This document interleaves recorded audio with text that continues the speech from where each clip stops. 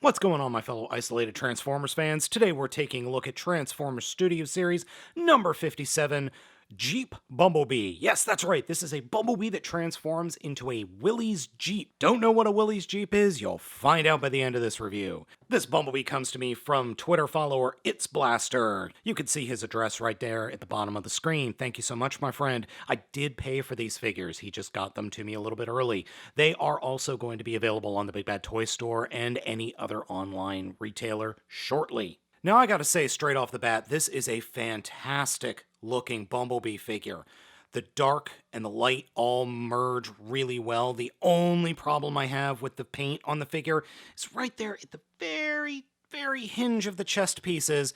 They're a little bit discolored. Yellow paint is hard. The figure comes with a standard, like, Gatling missile gun thing that can store on his back via this clip, and it just pegs in directly on the back. The one big problem with this thing is it can only be wielded in the one right hand because of the giant piece of plastic, or the large piece of plastic coming off the shroud on the side. It won't fit in the left hand, so you're stuck with it in the right hand. That is a shame, but not a deal breaker. Head sculpt is fantastic.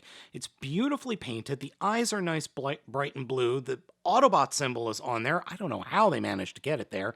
And the overall head sculpt just works really well. There is a pin there in the back of the head that makes it feel like it's supposed to transform more, but that's actually for the transformation into the Jeep form. Our Bumble Jeep here has some really good articulation. Head's got two different joints. One, it's got that pin for the transformation that gives him way look-up ability, and then he has a ball joint in the neck, but that neck is just, might as well just be a swivel because of the little bits of plastic there in the front of his neck. Shoulders are on ball joints, but are affected by the backpack kibble. Out and in. Swivel above the elbow, 90 degrees at the elbow, actually a little bit more than 90 degrees, no fist articulation. There is a torso swivel, but again, it is limited by the backpack. Hip is on a ball joint and has pretty much full range of motion, though my hips are much too loose. Totally 100% fixable. Not a big deal. Bend at the knee, over 90 degrees. Ankle articulation for days, thanks to this nice big old ball joint. Not as good as the Siege figures, but pretty close. Bumblebee in robot mode is really good. Like, really good. Yeah, he's got a little bit of a backpack, and he's got some kibble on the backside, but it's nothing that's, like, out of the ordinary. It's not bad. It's not hammer-worthy. In fact, the Hammer likes this figure. Yeah, weird, isn't it? I do have one major complaint: his size. Now, I realize that Earthrise Cliffjumper is not the best comparison for this figure, but it is, because they're the same price point. Bumblebee only comes with this one little accessory. Cliffjumper comes with a big arse cannon and the little backpack piece that is integral to his transformation. Cliffjumper, I can sort of forgive Hasbro for the size, considering everything else in the Earthrise and Siege line is a good size, but the Bumblebee figure is just so small. In fact, this entire wave is incredibly tiny. Shatter and... not Topspin. Shoot, what's the green one's name? I don't remember. They're both roughly the same size as Bumblebee. Hasbro, they're just getting smaller and smaller on these figures. Now I know what you might be saying, but Bolt, all of the Studio Series Deluxe figures are getting kind of small. Well, yeah, you're kind of right. I mean, here's Bumblebee with Soundwave, and Soundwave was definitely bigger in the movie than Bumblebee. Now, something that is very interesting is Studio Series Voyager Class Prime and Bumblebee, or this version of Bumblebee, almost scale perfectly to each other like they did in the end of the movie. Now, Bee's transformation into Jeep mode is pretty darn cool. It is a variation of the front of the figure, or the top of the figure turns in the front of the vehicle mode, and then the legs and the feet turn in the back of the vehicle mode, but it works. It works better than I thought it would. To start off with, flip the head all the way up, come to the chest, fold the chest all the way down, flip up the front of the Jeep mode from inside the chest, and then fold the robot mode chest pieces down or into the chest like that. Next, straighten out the arms, grab the shoulders, and fold them in towards the body like this. And then we can take the backpack, or that will unwedge the backpack or unstick it. Then we can take the head and flip it all the way around into the inside or underside of the Jeep, like that. Then we could take the front of the Jeep, fold it down, and then take the roof or the hood of the Jeep and fold it down over where the shoulders have folded into, and the front of the Jeep will flip up, and all of this will peg into place, though it is a little bit finicky about pegging in. And that's pretty much the front of the vehicle mode.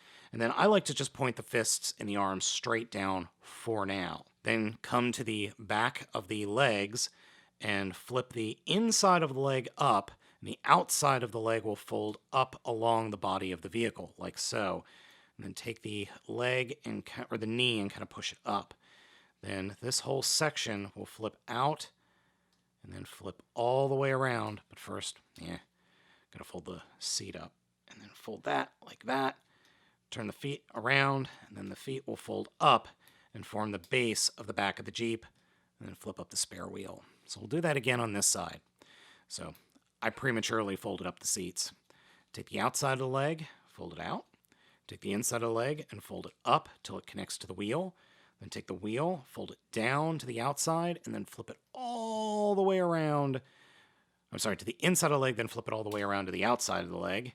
Take the foot, turn 180 degrees, fold the foot up into the cavity, then snap everything together, fold the leg up, flip the seats up, fold this little section out, and it should fit in there. It doesn't always.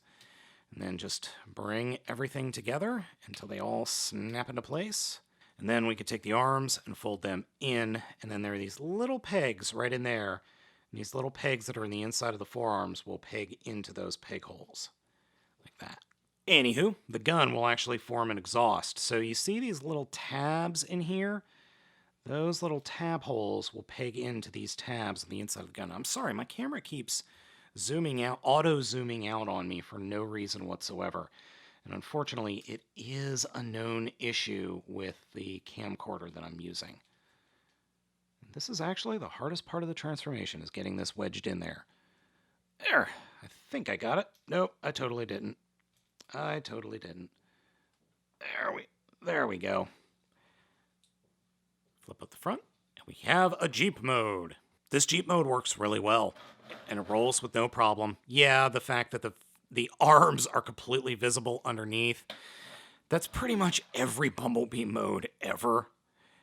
It's got full seats. You could fit a Titan Master in there. See, Quake's Titan Master fits in there with no real issue. Unfortunately, his feet can't go under the dash. Good luck trying to get anything in the driver's seat, though. But yeah, that does work. Yeah, this thing is small, but I can't help but like it. I'm really looking forward to some Chinese third party getting a hold of this mold and then turning it into a super oversized version of the figure. I'm really excited to see that. To give you folks an idea on the size of it, here is, well, a Kira Major, and here's Legends Class Sea Spray. As you can see, Legends Class Sea Spray is almost or just about the same size as this Studio Series Bumblebee figure. Now, I would compare this Studio Series Bumblebee figure to other Studio Series Bumblebee figures that I have. Well, except for one who got the hammer, and I can't find the Volkswagen Bug one that I had. I don't know what happened to it. I must have put it away somewhere, but I just can't find it right now. So, yeah, it's small, but it is cool, and it's actually really good. This is the best Bumblebee in the line, hands down. If you don't like either of the other Bumblebees, pick this one up. It's totally worth it. And you could pick it up at the Big Bad Toy Store. Follow the link down in my description. And also, while you're down there, please consider following me and supporting me on patreon.com. Your monthly financial contribution is going to be enabling me to keep doing this. Thank you so much for watching. Oh, yes, go over to patreon.com anyway, because you'll be able to comment there, unlike my current YouTube channel status. So, as I said, thank you so much for watching. I've been Baltmatrix. I'll catch you next time.